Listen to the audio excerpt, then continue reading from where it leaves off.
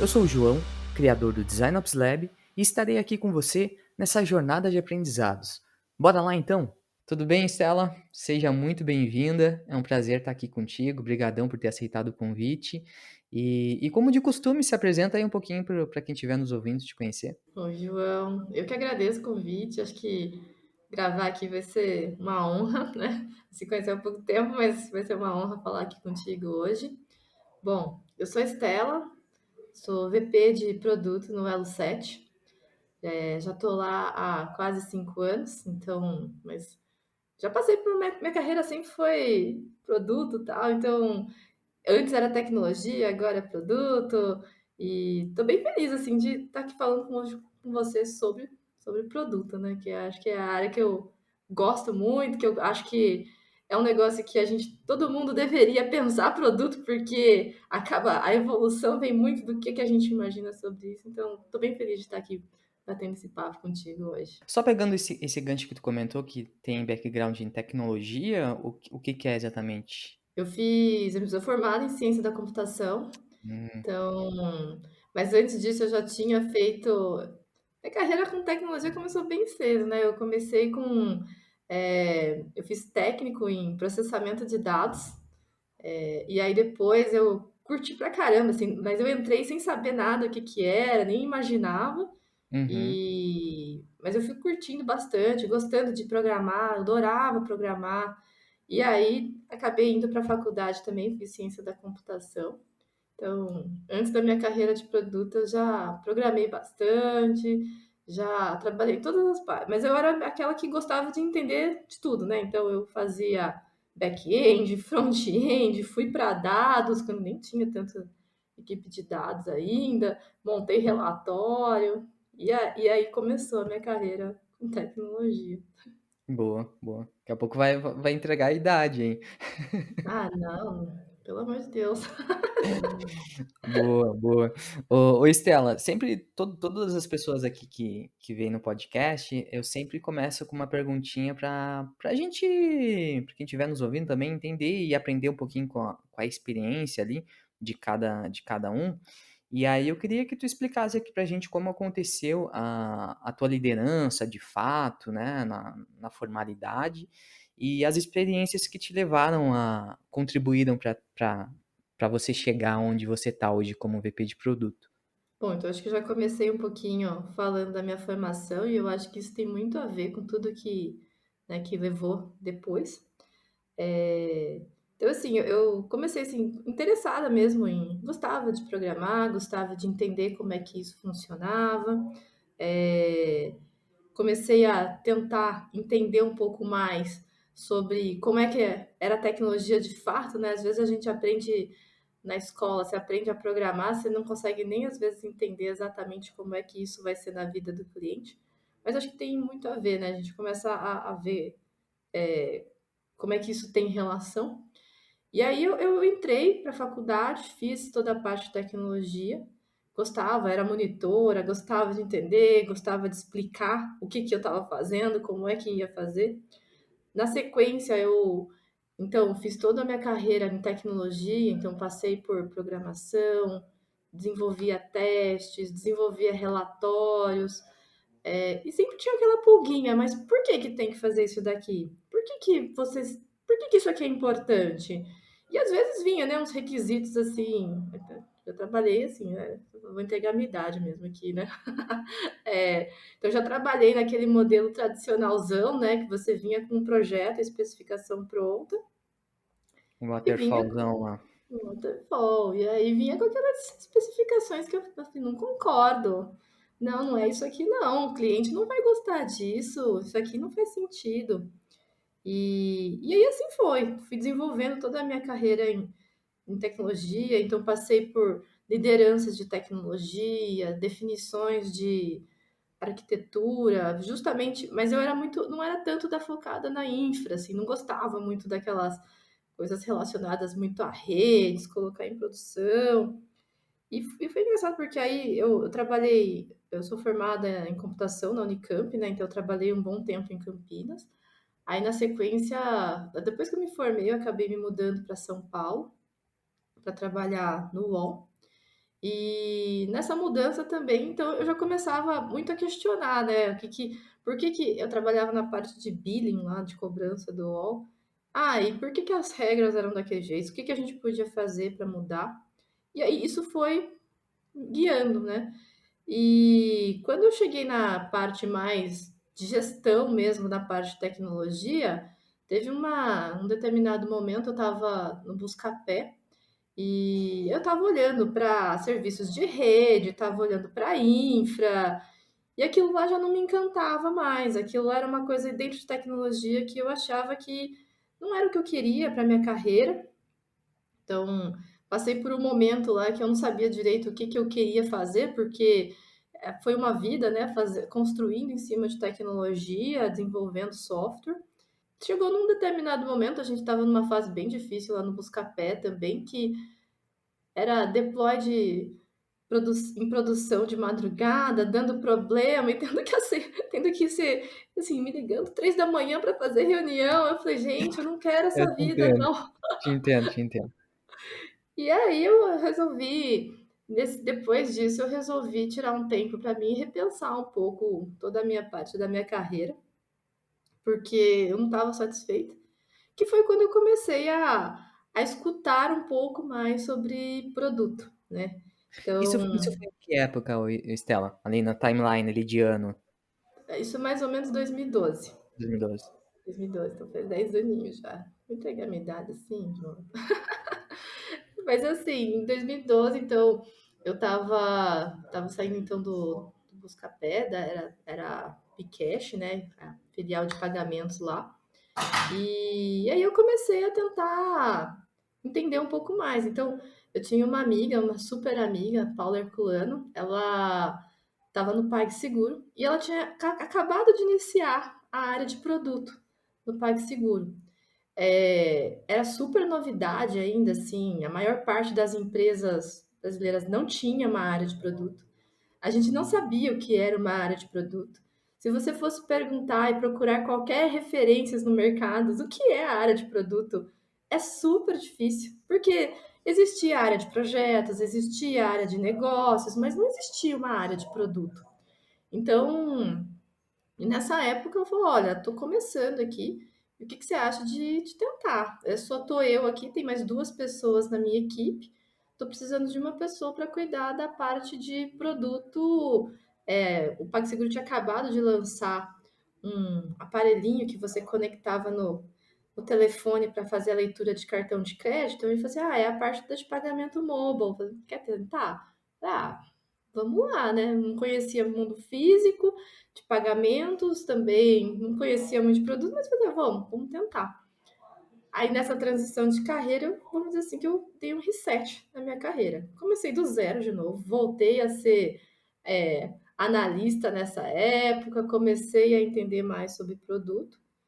E eu achava, e tem uma frase que a Paula me falava que eu achava muito interessante, que ela comentava assim, sobre a paixão de produto, né? E eu falava para você, mas eu não sei o que que é essa paixão de produto. Pô, eu tô aqui para desenvolver, quero lançar umas coisas, o que que é essa paixão, né? E foi muito interessante, porque eu passei 5 anos ali no PagSeguro e eu vou dizer que saí apaixonada pelo produto. Que é um negócio que você vai entendendo e você vai saber, a hora que você começa a entender o que que é ser um líder de produto e o que que você está fazendo na vida do seu cliente, o que que você está fazendo para melhorar tanto a empresa, a vida dos consumidores e tal, aquilo lá foi começando a tomar forma da minha carreira. E foi um momento que eu comecei a ver que era super.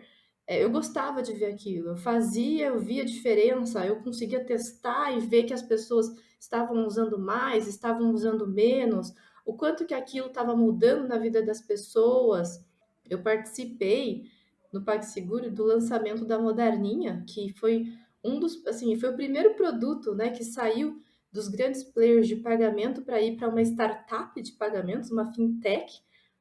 O nome fintech também começou naquela época, então também a gente fala, bom, a primeira fintech que está lançando um produto no mercado desse porte.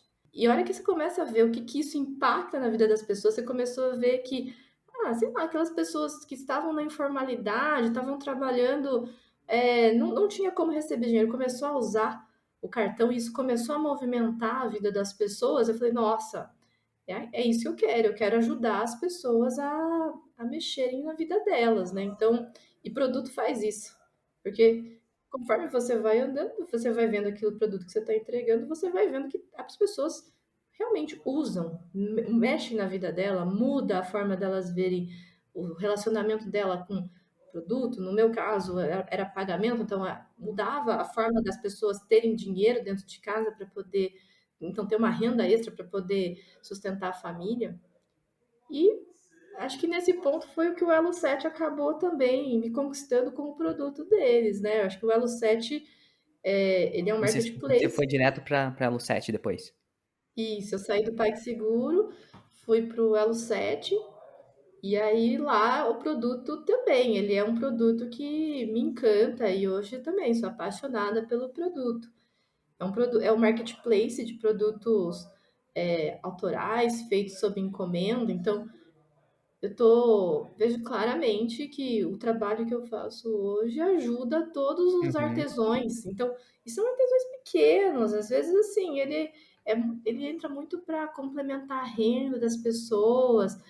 A maior parte são mulheres, então essas mulheres às vezes começam para complementar a renda de casa. E assim, o fato de começar a vender no Elo 7 às vezes transforma aquela família, porque ela começa a ter uma outra renda, uhum, começa a mudar a vida da família. Muitas vezes, aquilo lá, a gente escutou muitas histórias de mulheres que usaram aquilo lá para transformar a vida delas e ser depois uma renda principal da família. Então, assim, eu sei que eu estou fazendo a diferença na vida dessas pessoas, e eu acho que ser produto, né, então toda que me levar, acho que é hoje, é isso, é ver que as uhum. pessoas estão sendo influenciadas por decisões que eu estou tomando no dia a dia. Então, às vezes não é super direto, mas acho que eu sei que está acontecendo, o que que elas estão mexendo. Então, saber que tem essa participação.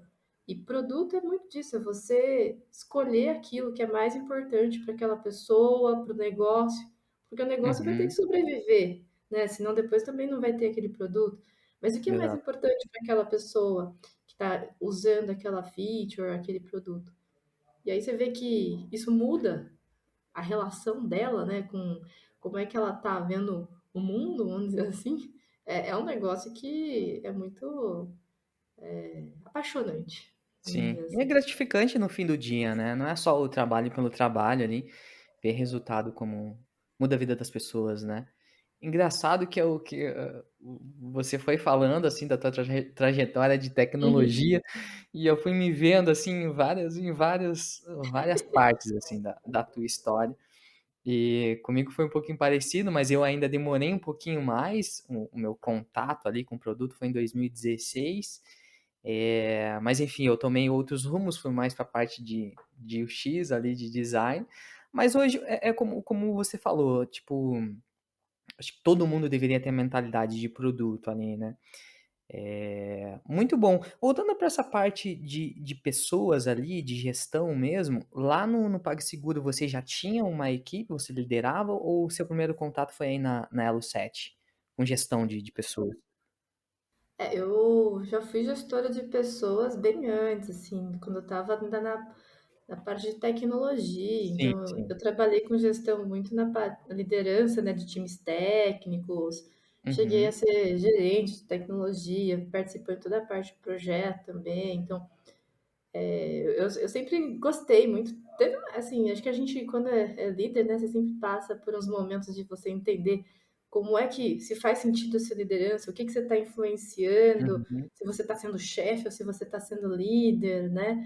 Porque acho que vem desde muito, muito cedo isso daí. Então, mas lá no PagSeguro eu já tinha uma equipe de produto mesmo, então algumas pessoas, eu não lembro exatamente quantas pessoas eram, mas eu já tinha uma equipe lá, e eu cheguei a trabalhar com toda a parte, eu fiquei responsável depois lá na época por toda a parte de transações online, então toda a parte de e-commerce, PagSeguro.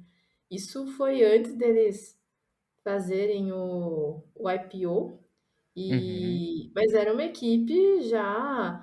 Na época, quando eu entrei, então lá era uma equipe de 4 pessoas. Quando eu saí, a gente já estava numa equipe de quase 60. Só A produto. parte, Só a parte de produto. só produto, né? Então, e dentro desses 60, acho que tinha umas 10 pessoas comigo. Bacana, Mais ou bacana. E quando você foi pra Elo 7, aí você já foi direto como VP? Como é que foi essa escadinha aí?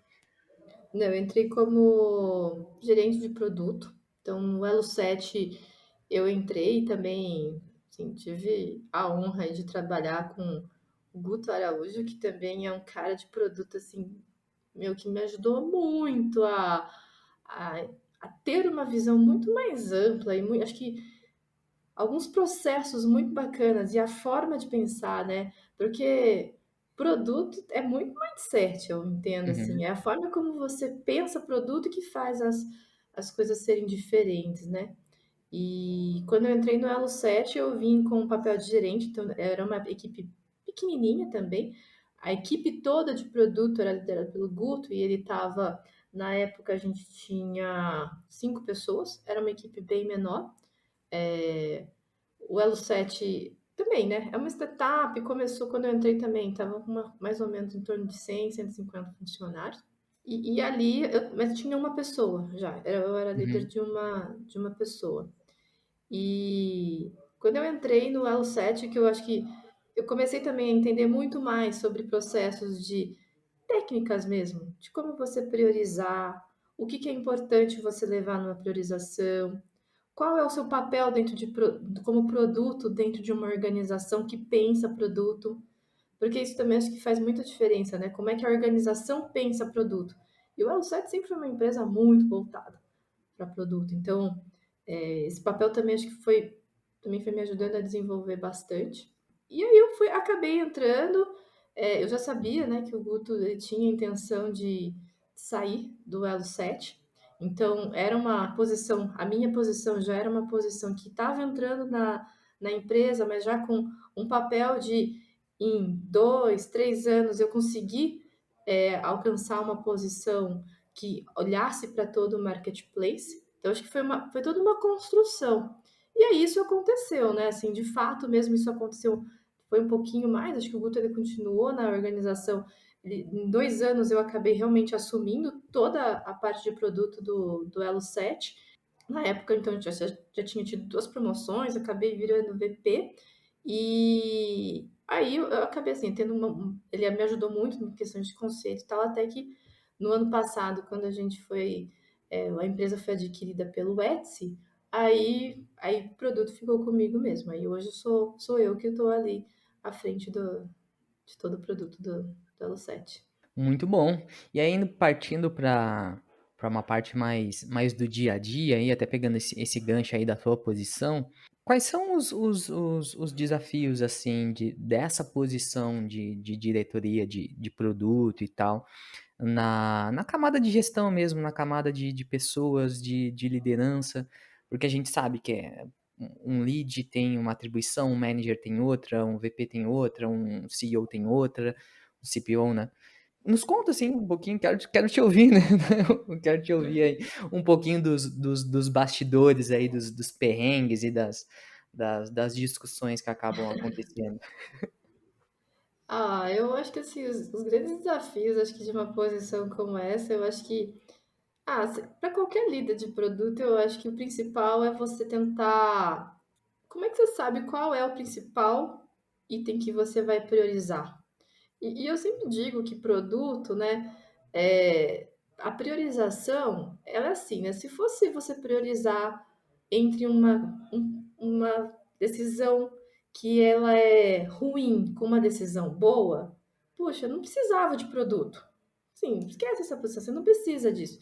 Então, o que a gente está fazendo sempre a discussão é entre uma entrega, uma iniciativa, uma hipótese que ela é muito boa e outra que também é muito boa. E quando você coloca isso na mesa e você fala assim, tá, você tem que escolher. Então, o que acontece? Às vezes, se você escolher e falar, não, eu vou paralelizar, você perde o timing, porque você vai ter que fazer, você vai ter duas coisas rodando em paralelo, duas coisas que às vezes deveriam ser sequenciais, então perde foco, perde tempo, gasta tempo fazendo planejamento, gasta tempo sincronizando as coisas, é recurso que você tem que ficar fazendo gestão. Então, a arte, eu entendo que sempre é você priorizar entre uma coisa muito boa e outra coisa muito boa. E isso envolve, muitas vezes, você falar não, né? Essa Porque como é que frase você, aí é frase de quadro. Muito boa essa frase aí. porque assim, você falar, como é que você fala não para uma coisa muito boa? Pô, Uhum. as pessoas têm argumentos do porquê é muito bom. Elas Sim. sabem por que que aquilo lá deveria ser priorizado. Não é à toa, porque é muito bom. Então, como é que a gente, como produto, você consegue fazer todo um papel de, inclusive, persuasão, comunicação, para dar clareza, né, para as pessoas que você está liderando, para a empresa como um todo, o que que vai ser mais importante ser feito? Então, Uhum. por que que vai ser aquela decisão e não a outra, né, que também era importante, que também era boa? Então, na hora que coloca isso como um todo, isso acaba mexendo muito. Em posições de liderança tem muito isso, né? Ela não é uma decisão, às vezes, só racional. Ela é Uhum. uma decisão que às vezes vai envolver, do outro lado, você também tem pessoas muito boas tentando argumentar. Então, envolve questão de como é que você vai tratar a pessoa, comunicação, como é que você vai fazer uma leitura da situação. Envolve, às vezes, ego, né? Porque tem ego envolvido, né? Se uma pessoa vai receber ou não, como é que você vai lidar com isso depois. Tem uma questão também e toda a parte do business mesmo. O que que vai gerar mais retorno? O que que é estratégico para a empresa? Por que que uma coisa vem antes e uma coisa vem depois?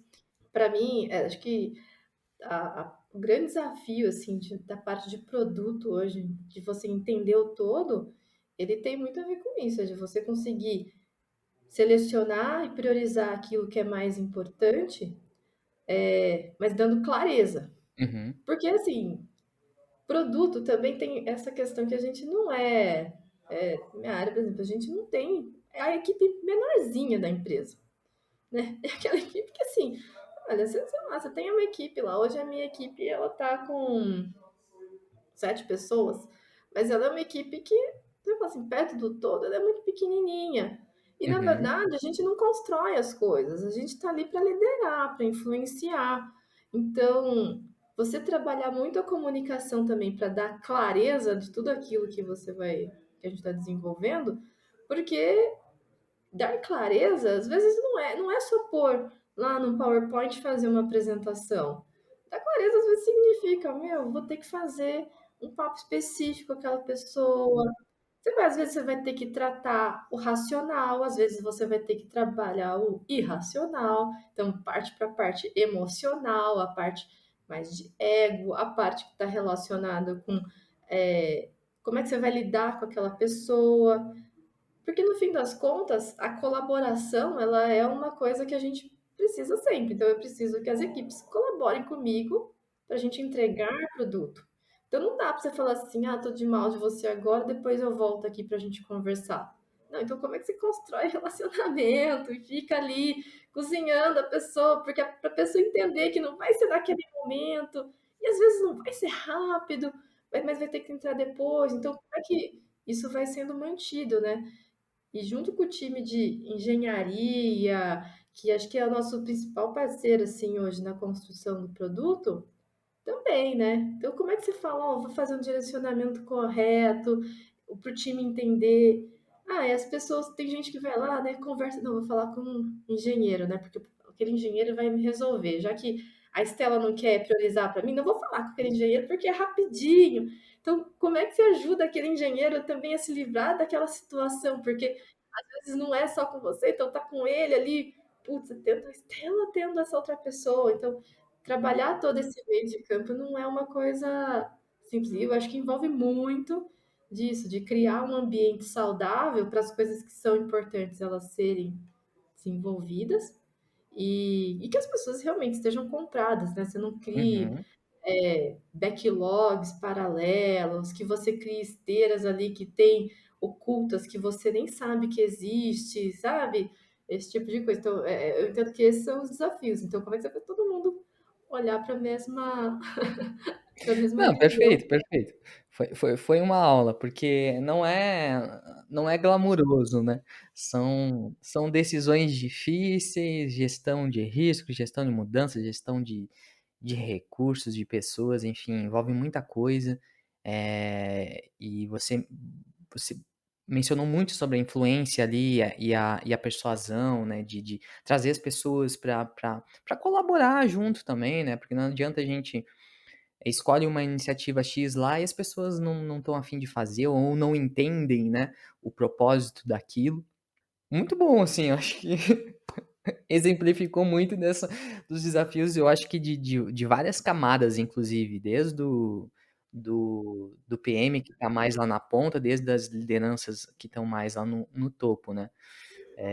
Porque Muito bom. começa, assim, para mim ele começa mesmo, né? É com o estagiário que entrou e também vai ter aquela decisão para tomar, com Uhum, um gerente que está acima dele, e acaba, né? Tudo isso daí para mim, por isso que eu falo que é muito do mindset, né?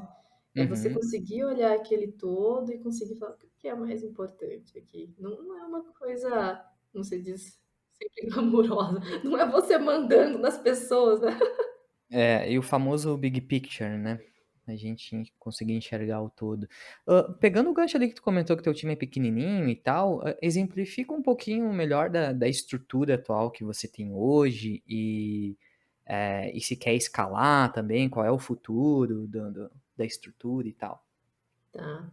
Hoje a minha equipe, a gente está mais ou menos com, acho que já passamos de 200 funcionários, deve estar com 220, 230 funcionários. Dentro da equipe de produto hoje, então eu tenho os meus 7 PMs, né, que são divididos hoje, na minha estrutura, né, eu tenho pessoas, tenho 3 PMs mais seniors, né, que acabam liderando algumas etapas do produto, Uhum, e abaixo deles tem algumas outras pessoas mais júniores que me ajudam também, que ajudam a dar cadência no dia a dia, né? Então, estão ali diretamente com os engenheiros, estão ali diretamente com os times. Então, eu falo que essa é a minha estrutura de produto que vai olhar muito para priorização. Mas também hoje, dentro da minha estrutura, eu acabo falando, também tem muitos designers, né? Então, eu também, a equipe de design hoje, ela é super enxutinha. Ela é uma equipe hoje que também é formada por 6 pessoas. Então, eu tenho um head, tenho mais 5 pessoas debaixo da área de. Entre esses designers, eles acabam ficando hoje também em algumas squads para poder também entender aquele contexto, conseguir fazer e dar vazão para aquilo que está sendo priorizado entre cada squad. E hoje também, dentro da área de produto, no Elo 7, também faz parte hoje a equipe de dados.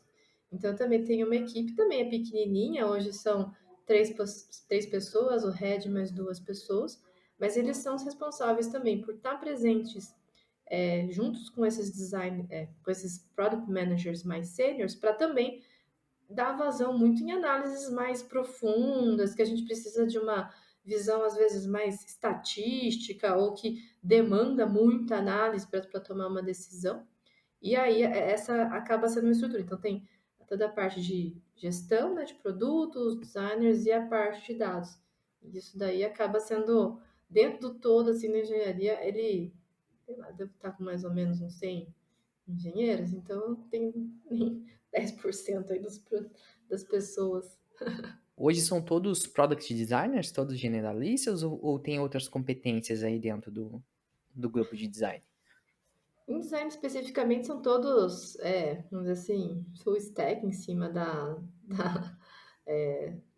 parte de product design, né? Então eles acabam entrando desde a parte de research, vão fazer também toda a parte de UX, entra para a parte de UI. Assim, a maior parte eles são muito fortes em UI. Acho que é um time muito forte nisso. Tanto que é uma das competências que a gente mais vem trabalhando, né? Acho que tô com um head novo lá de design justamente para a gente tentar trazer mais também discussões entre produto e design. Eu acredito muito que essa troca ela vai ser super benéfica aí para a gente poder evoluir, né? E estar mais próximo, ter alguém puxando mais a visão de cliente. Acho que é uma coisa que o time precisa muito, né? Então, ouvir mais, toda a parte de experiência, você fazer pesquisa, você conseguir entender. Então, ela é uma área que a gente deve crescer, a gente está avançando para fazer uma expansão bem maior e a gente deve ter outras pessoas com com pessoas mais especialistas fazendo parte do time, justamente para a gente conseguir dar mais vazão e conseguir também ter uma visão mais completa, né?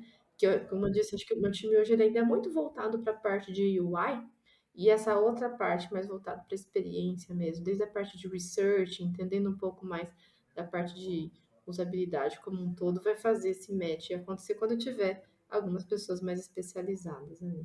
Sim, muito bom. E indo para essa parte aí de expansão, quais os desafios, assim, na verdade, o que muda, assim? Mudou muita coisa depois que a Elo7 foi adquirida? Eu entendo que toda a parte da aquisição da empresa ela veio num momento muito positivo para a gente, na verdade. Acho que eu posso dizer que o Elo7 e o Etsy, eles são praticamente empresas irmãs, assim. Eu entendo Uhum, que a cultura é muito parecida, acho que os valores são muito parecidos e as discussões que a gente tem também são muito parecidas, né? Assim, para quem não conhece, acho que o Etsy ele é uma empresa, é um marketplace também de produtos autorais, de produtos também especiais, muito parecido com o Elo7 no sentido de público, como é que eu atendo os meus vendedores, a questão do propósito também é muito parecida. O Elo7, inclusive, nasceu, né, com essa visão, porque teve o Etsy como inspiração e a gente acabou muitas vezes lá no início buscando eles como inspiração para as coisas que a gente estava trazendo para a plataforma aqui no Brasil. E quando foi feita a aquisição, a gente percebeu que foi muito próximo. Então, as duas empresas elas acabaram sendo tendo uma visão assim, muito parecida. Então, não houve um choque cultural. Acho que muito pelo contrário, né? O Elo7, nesse ponto, a gente está sendo muito privilegiado, porque eu acho que as trocas que acontecem com o Etsy estão sendo super produtivas, assim, super benéficas, assim, para o Elo7 como um todo, né? De ter mais aprendizados, da gente conseguir colher, assim, aprendizados que eles tiveram, de testes que eles tiveram e como é que a gente está aproveitando isso internamente. Então, eu acho que a gente teve muita. Nesse ponto, assim, foi muito bacana, porque a gente não teve aquela questão de choque de cultura ou que a gente tem que mudar tudo, né? O fato uhum, também do Etsy ter feito a aquisição, mas ter mantido todo o board de diretores, para a gente também foi muito legal, porque a parte da direção a gente continua muito próximo com os valores que a gente acreditava, com as prioridades que a gente acreditava. Então, obviamente, tem uma mudança ou outra aqui, porque precisa ajeitar para a gente resolver, responder agora para a matriz, para a gente conseguir falar com eles, mas perto de tudo que a gente está tendo de benefício, eu acho que está sendo super, assim, essa integração está sendo super proveitosa, né? Então, e as duas empresas também ali, eu acho que a Etsy é uns 2 anos mais velhinha, eu acho, né? É bem é, pouquinho. É, né? é uma diferença bem Bem pequenininha, pequeno. mas eles como tamanho de empresa, assim, eles são Ah, muito sim, sim, maiores, sim, né? sim, Então, sim. é uma empresa já que está no mercado americano, que é um mercado maior também, então eles são listados na Bolsa de Nova York, então é um negócio já, é uma outra proporção perto do que a gente tem hoje no Elo7. E aí, Estela, indo pro finalzinho aí, sempre pergunto pra todo mundo que vem aqui, o que que ninguém te conta, assim, sobre liderança? Eu acho que você já deu uma boa aula de dia a dia. Teria mais alguma coisa que você queira é, fazer um highlight, assim, ou dicas para as pessoas que querem algum dia desempenhar esse papel e tal? Eu acho que tem um ponto que para mim ela é super relevante quando eu penso em liderança. Liderança, na verdade, ele é um processo muito solitário. Então é uma coisa que às vezes as pessoas acham que você ser líder significa que você está no topo e você está, vamos dizer assim, com poder, que você está mandando, né? E Todo na mundo te verdade, ama, todo mundo poxa, bate palma ali. isso é muito legal, né? Quando você tá, tem super bem, mas manter, vamos dizer assim, manter a liderança é uma coisa, ele é um processo muito solitário, né? Porque quando a gente fala de liderança, significa que você está vendo coisas que às Uhum, vezes ninguém mais está vendo. E é aquele momento que às vezes você tem que tomar umas decisões também que não é exatamente ela, não pode ser compartilhada, ela é sua, ela é uma decisão que vai fazer um peso para você. Não que isso seja ruim, tá, Ju? Assim, eu não quero pintar isso como uma coisa ruim, mas ela é uma coisa que ah, às tem que ser vezes realista, tem que ser realista. é uma coisa que às vezes a gente não para muito para pensar, né, o quanto isso significa. E assim, principalmente para quem está começando, às vezes essa visão mais romântica da liderança, de parecer que você realmente, né, você vou mandar ou vou ter poder, né? Isso tem isso também, mas isso vem com uma outra carga, né? As pessoas vão te olhar diferente, você vai ter que se posicionar, às vezes, em situações difíceis, e acho que essas, né, são as que mais pesa quando você está iniciando uma carreira de liderança, porque você tem que fazer uma decisão, às vezes, de, sei lá, passar um feedback negativo para alguém que às vezes era seu par. Pô, como é que eu falo que a pessoa não está indo bem ou que a pessoa não está fazendo um negócio legal, né? Qual que é essa minha autonomia? Como é que é a minha autoridade em relação a isso? E quando você é líder, você não pode simplesmente dar uma reclamada nesse caso. Você tem que se preparar, você tem que pensar as consequências, as palavras importam, como você vai se portar. Você não sabe como é que a outra pessoa vai reagir. Então ele acaba tendo, a liderança acaba te forçando a olhar para uma série de outras coisas que às vezes, como você, enquanto você está no meio de toda a equipe, você às vezes não precisa se preocupar. E quando Verdade. você vai para uma posição de liderança, isso acaba sendo, na minha visão, uma visão solitária. Você tem que tomar aquilo lá. Então você tem que tomar uma decisão porque aquilo lá vai impactar o resultado do grupo e você é responsável por aquele resultado daquele grupo.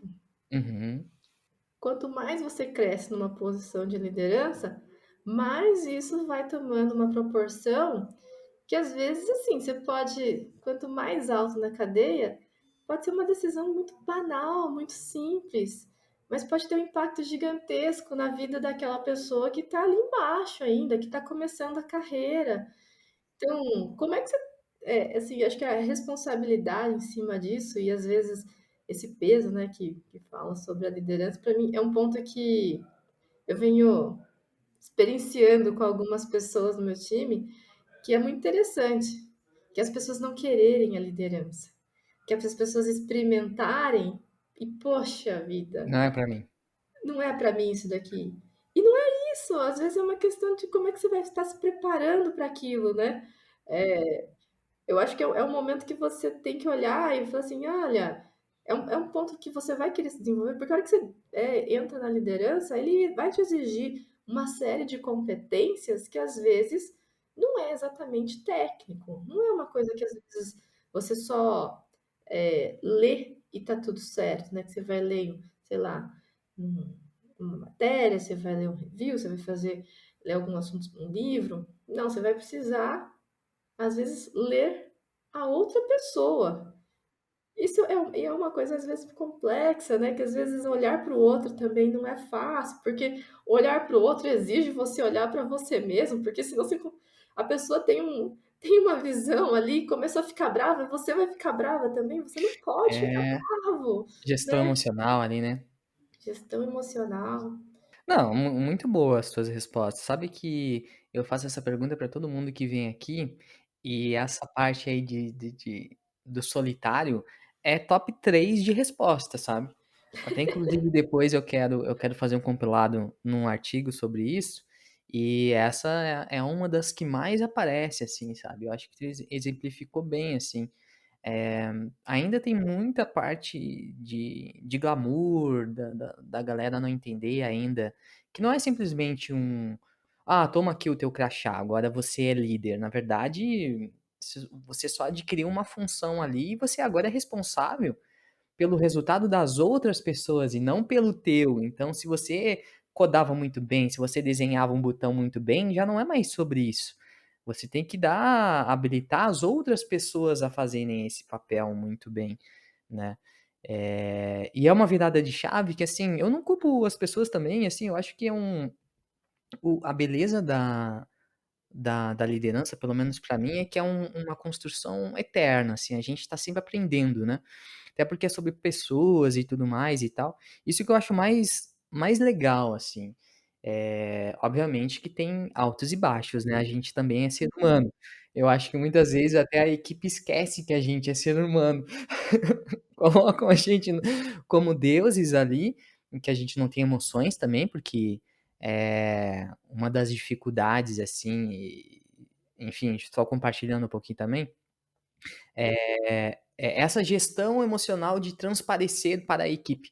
Às vezes a gente, pô, tem acesso a uma informação, que nem tu comentou, que não vai agradar a todo mundo e a gente fica com aquilo, não pode falar e tal, e não tá, sabe que aquilo vai impactar negativamente, às vezes uma demissão, enfim.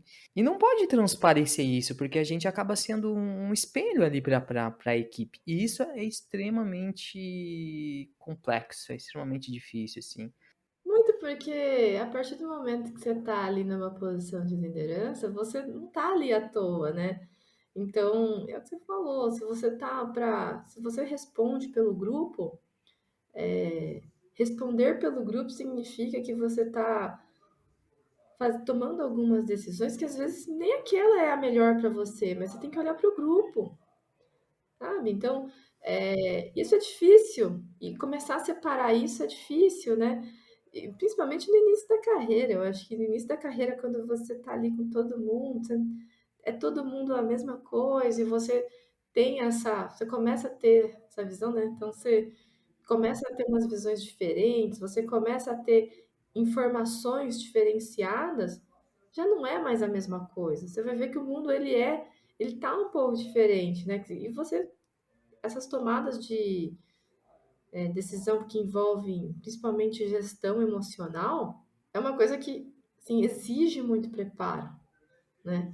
Assim, eu vejo, assim, até hoje, né? Se eu tiver que fazer uma demissão, aquele dia, para mim, é um dia super Uhum. difícil, porque ele vai te exigir fazer uma demissão, por exemplo, né? É um caso, acho que é um dos extremos, mas fazer uma demissão boa, né? Se isso pode ser assim, porque eu acredito que tem, mas Uhum. fazer uma demissão boa, que a pessoa consiga se sentir valorizada, ainda que a pessoa consiga saber que, pô, a gente tentou, não foi uma coisa, ele não é arbitrário, não é uma questão de você humilhar a outra, você não pode humilhar outra pessoa, sabe? É um ser humano também que está do outro lado. E você se preparar e eliminar as suas emoções, porque às vezes você não gosta da pessoa, você não quer que a pessoa esteja mais na sua equipe. Então, como é que você tira tudo isso, né? Então, isso para mim sempre remete a como é que a gente, né, como líder, está preparado emocionalmente para lidar com tudo isso e não saber lidar bem com isso daí, assim, é uma coisa às vezes muito difícil, porque não significa que só leitura resolve, né? Então, você pode ler, e assim, no final das contas, não conseguir fazer. Então, o quanto que aquilo lá reflete no seu dia a dia, o quanto que você pensa daquele jeito, o quanto que você age, né, de acordo com seus princípios, com seus valores. Então, E estar preparado com as mudanças, porque elas vão ser constantes ali, né? Simplesmente a gente acorda num dia, duas, três pessoas estão pedindo demissão, ou naquela mesma semana, ou no mesmo mês, a gente perde as pessoas, enfim, por N motivos. E aí, tem que manter o mesmo ritmo, tem que manter a mesma performance, e a gente tá naquele meio do sanduíche também, de o que que é bom pro negócio, né? Porque tem que ficar de pé, né? Mas o que que é bom para as pessoas também, o que que é bom pros usuários lá, então a gente fica bem naquele meio ali, complexo e tal. E só para fechar um comentário também, eu acho que uma coisa que eu aprendi assim no meio do caminho foi o desapego. tanto da parte, que essa é uma das top 3 também, que é Uhum. o desapego técnico, né? Quando a pessoa faz aquela virada e tal, de pessoas para parte técnica. Tem a parte de desapego técnico, que para mim, ok, tranquilo, entre aspas, beleza, porque eu me interessava muito mais pela outra parte, ok, mas agora eu tô tendo desapego, inclusive, o desapego da gestão. Porque por muito tempo, eu fui o centro da liderança direta das pessoas, então eu Uhum. fazia o onboard, fazia tudo, ficava ali zoando o Anzi e tudo mais. Eu comecei a ter outras lideranças abaixo de mim e comecei a delegar essa função de pessoas também. E agora eu tô tendo que sair dos holofotes e dar os holofotes para essas outras pessoas experienciarem também essa parte de pessoas e tudo mais. Então, é engraçado, eu falo que é desapego porque os feedbacks não são mais para mim. E é uma outra leitura também que a gente tem que ver também. Putz, eu não sou mais a referência para as pessoas ali, né? Tem outras. E enfim, tá tudo bem. Eu acho que à medida que a gente vai evoluindo aí, a gente tem outras responsabilidades, que é muito acesso à informação, que tu comentou, e decisões difíceis, poucas decisões, mas decisões importantes, né? Ah, eu acho que esse ponto aí que você comentou só de ser líder de líderes, ele realmente ele é uma outra fase que deixa às vezes a gente muito, fala assim, nossa, eu como líder não faria desse jeito, né? Ou isso Tem aqui isso não, também. isso aqui, putz, isso aqui você fez desse jeito, sério, né? E você começa a ver que tem outras consequências, começa a ter outros. Realmente, assim, acho que por isso que, para mim, liderança, acho que só tem um ponto que eu queria complementar, que liderança ele tem muito a ver com como é que é a formação do seu time, né? Então, quem são as pessoas que estão lá com você? Quem são as pessoas que você confia, que você delega, né? Quanto que você pode ir mais a fundo com elas, tal. Isso também tem para mim tem muito dessa construção, né, desse relacionamento com a sua equipe, porque isso não muda, mas essa parte que você comentou de, eu líder de líderes, né, que você fica às vezes na dúvida, né? Pô, será que eu vou ter que desapegar, né? Não vou ser eu dando feedback lá. Isso para mim é a parte mais difícil, porque para não chegar nesse ponto, ele passa pela formação. Exato. Passa por tudo que Exato. você está construindo com aquelas pessoas e como é que você, quanto você confia que vai ser de um jeito que faz sentido, que ainda Uhum. está alinhado com tudo aquilo que você acredita, com tudo aquilo que você prega, né? Que você fala para as pessoas fazerem. Então, isso acho que é um outro capítulo à parte, né? Como é que você forma essas pessoas? Muito bom, Estela. Foi um prazer estar conversando aqui contigo e foi um papo muito bom, muito profissional, sênior e tal. Espero que tenha agregado aí para quem estiver nos ouvindo também. E mais uma vez um agradecimento aí. Eu que agradeço, João, pelo convite, como eu falei. Prazer aqui estar conversando contigo. Obrigada. Acesse o site designopslab.com. Lá você vai encontrar ferramentas, artigos, cursos, ou se quiser se conectar comigo, será um prazer trocar experiências. Espero que tenha curtido e se fizer sentido, compartilhe. Um abraço do JV, valeu!